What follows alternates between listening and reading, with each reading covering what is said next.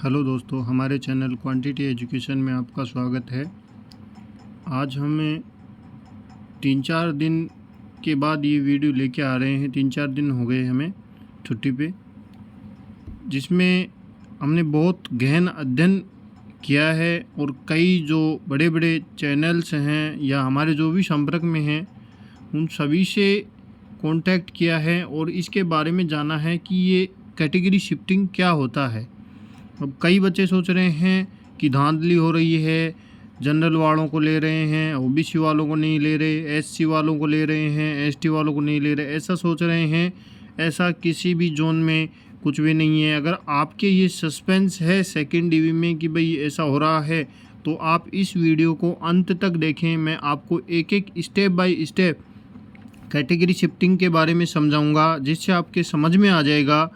और जितने भी आपको थंबनेल में पॉइंट दिख रहे हैं, मैं इन सब के ऊपर चर्चा करूंगा एक एक करके। तो आइए वीडियो को शुरू करते हैं और अपने अधिक से अधिक दोस्तों के पास शेयर करें, जिनसे उनका ये जो कंफ्यूज है कैटेगरी शिफ्टिंग वाला और सेकंड डीवी थर्ड डीवी आएगा नहीं आएगा, ये सब उनका कंफ्यूज दूर हो जाए। उसके लिए अपने दोस्तों के पास अधिक से अधिक शेयर करें। देखो, सबसे पहला बिंदु है, क्या थर्ड डीवी आएगी? तो देखो, जितने भी जोन हैं, अगर सेकंड डीवी आई है तो थर्ड डीवी भी आएगी। लेकिन देखो, अगर सेकंड डीवी जैसे 125 सीट पे आई है, 192 पे आई है, 169 पे आई है ना, ऐसे आई है ना ये तीनों जोनों से। अगर इस हिसाब से है तो तुम्हें पता है भाई, अब जो थर्ड डीवी आएगी वो इनसे थोड़ा कम या लगभग इतना ही है, इनसे कम ही आएगी। जहाँ थर्ड पैनल जिस भी जोन में जारी नहीं हुआ है, जैसे अभी गोरखपुर जोन है, वहाँ थर्ड पैनल नहीं आया और पहले ही जो आपका सेकंड डीवी निकाल दिया, तो जो अब सीट खाली रह गई हैं उनके ऊपर अगर थर्ड डीवी आएगा तो उनका कैलकुलेशन आप कर लेना। 257 ऐसे अभी खाली हैं और लगभग मतलब भरने के बाद 100 थर्ड पैनल निकालने के बाद में तो वो ऐसे आएंगी। अब थर्ड डीवी देखो कन्फर्म आएगी, क्योंकि सेकंड डीवी में भी ये टोटल जितने बच्चे बुलाए हैं उतने तो तुम्हें भी पता है कि फिट नहीं होने वाले। जैसे 125 बुलाए हैं, उनमें से 10 मान लो 5-10 तो एब्सेंट हो जाएंगे, 10-15 मेडिकल में भी होंगे, छटेंगे, लगभग 100 ही फिट होंगे, फिर भी 25 सीटें खाली रह जाएंगी। और रेलवे देखो, आगे की वैकेंसी के अंदर जो वैकेंसी विकेंट रह जाएंगी उन्हें इंक्लूड नहीं करेगा। अगर जिस कैटेगरी से, जैसे मान लो एससी कैटेगरी है और उसके बच्चे ही नहीं मिल रहे और अगर सीट खाली रह जाएं तो वो अगली वैकेंसी में ऐड होगी। अगर स्टूडेंट मिल रहे हैं, पीईटी क्वालिफाई हैं, तो सीटें भरी ही जाएंगी। ये ध्यान रखना, अगले वैकेंसी में नहीं जुड़ेंगी। तो देखो, अब कितने जोन की, 3 जोन की आ चुकी है और आज मंडे है, आज 1-2 जोन की और आ जाएगी शाम तक। अब कट ऑफ कितना डिक्रीज हुआ देखो, आपको मैं बता दूं। अब जैसे मैं अपने ही जोन के ऊपर लेके चलता हूं, अजमेर जोन से देखो, जैसे जनरल की 68.33 है पीईटी की, और जो अभी आपका कट ऑफ है वो है 72.39 और ओबीसी का है 68.74। अब तुम्हें पता है कि जो ओबीसी के 68.74 से ऊपर वाले बच्चे हैं वो सभी पास हो चुके हैं। और जैसे अब जनरल की सीट खाली होती है, मान लो जनरल की 326 बता रहे हैं, 326 सीट वीकेंट बता रहे हैं, तो जनरल के इस कट ऑफ को नीचे किया जाएगा 72.39 को। अब इसको जब नीचे करेंगे, मान लो 1 नंबर नीचे किया, जैसे मान लो 71.39 किया और उनको 100 बच्चे मिल गए, इसे नीचे वाले देखेंगे।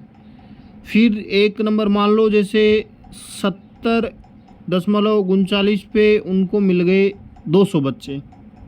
अब वो टोटल जनरल के नहीं होंगे।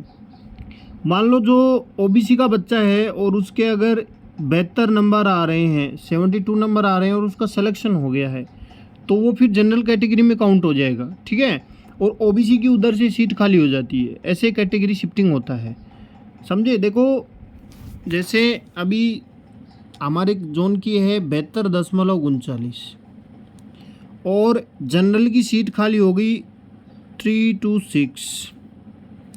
अब ये 326 बच्चे यहाँ से ही इसको डाउन किया जाएगा। मान लो इसको 71.39 एक नंबर में ही मान लेते हैं, ये बच्चे मिल गए।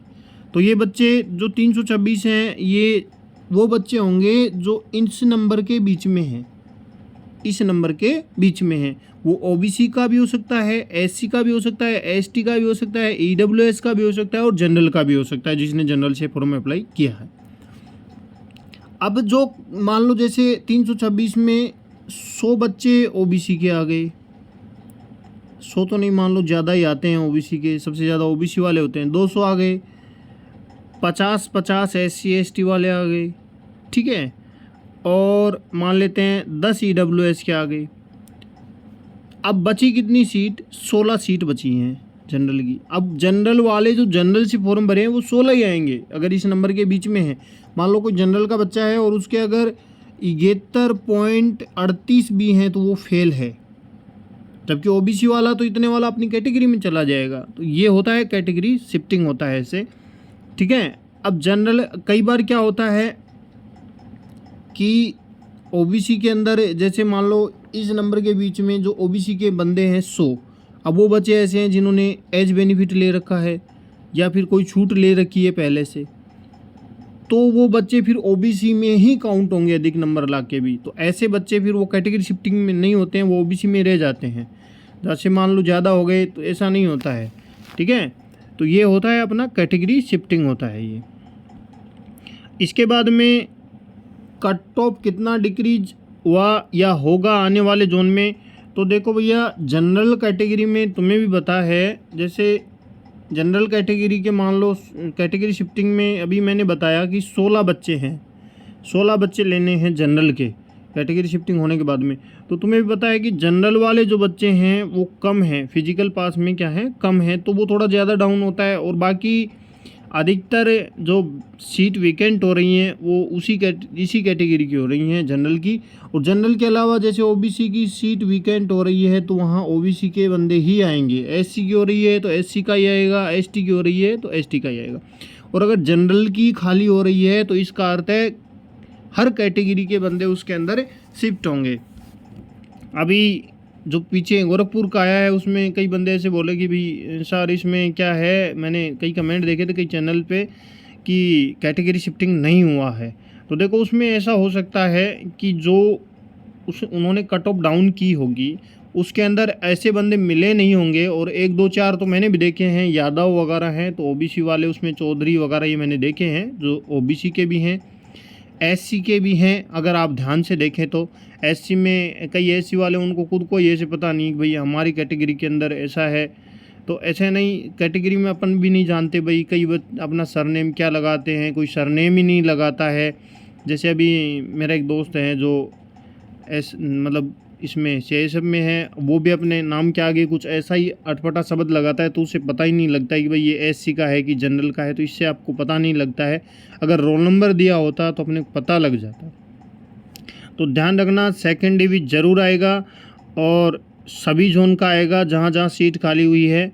और ये जो क्वेश्चन है ना, क्या सभी जनरल वाले छात्र का वो पास हुए हैं, नहीं ऐसा नहीं है, सभी जनरल वाले पास नहीं हुए हैं, तो ध्यान रखना।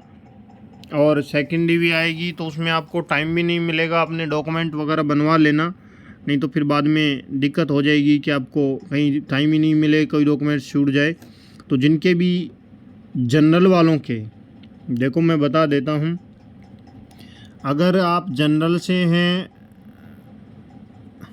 तो आपके 1 2 जिनके 2 नंबर तक कम हैं वो तो कन्फर्म अपने जनरल में, वैसे डॉक्यूमेंट भी कुछ नहीं बनवाने होते जनरल वालों को, तो इतने नंबर वाले आस रखे हैं। देखो कई जोन में 1 नंबर कम होगा, कोई में पॉइंटों में कम होगा, किसी में अभी 2.2 भी हुआ है बिलासपुर में, और क्या कहें किसी में ज़्यादा भी हो सकता है। और सबसे ज़्यादा जहाँ तक मेरा अनुमान है सबसे ज़्यादा दिल्ली चंडीगढ़ जोन वाला है, इसके अंदर सबसे ज़्यादा कट ऑफ डाउन होगा। और देख लेना चाहिए आप, अभी जो डीवी आया उसके अंदर सबसे ज़्यादा कट ऑफ इसी जोन का डाउन होगा। इसके बाद में आपका जो हुबली जोन है वहाँ पे कट ऑफ शायद मेरा अनुमान है जहाँ तक सबसे कम डाउन होगा, क्योंकि वहाँ पे फिजिकल पास बहुत सारे बच्चे हैं और एक एक नंबर पे ही बहुत बच्चे मिलेंगे। वहाँ फिजिकल में बहुत कम बच्चे फेल हुए थे।